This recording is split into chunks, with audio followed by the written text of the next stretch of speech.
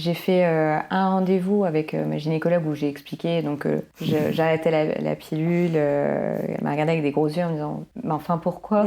Quelle idée ?» Je dis, oh, ouais.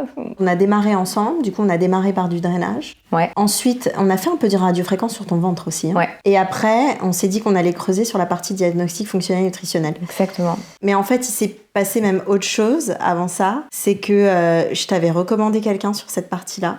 Parce que j'étais en cours de formation et que malheureusement, j'étais pas apte encore à pratiquer. Ouais. Et malheureusement, ça a été encore pire.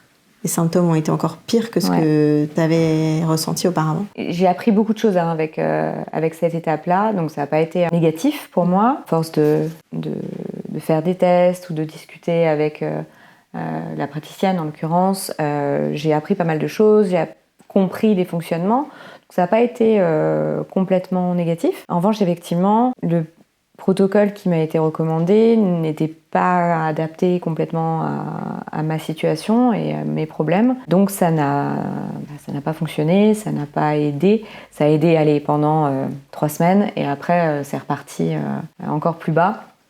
Donc ça n'a pas été simple. En revanche, ce qui est sûr, c'est que toi, tu m'as jamais laissé.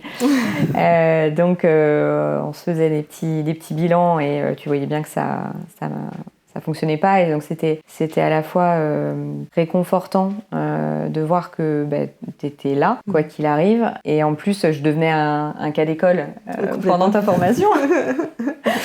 Parce que tu pouvais me poser des petites questions sur ça, qu'est-ce que ça a fait, et ça, est-ce que ça va mieux, est-ce que ça va pas mieux, et ensemble on a avancé avant que tu finisses vraiment ta formation et qu'on puisse partir sur un vrai protocole d'accompagnement, effectivement.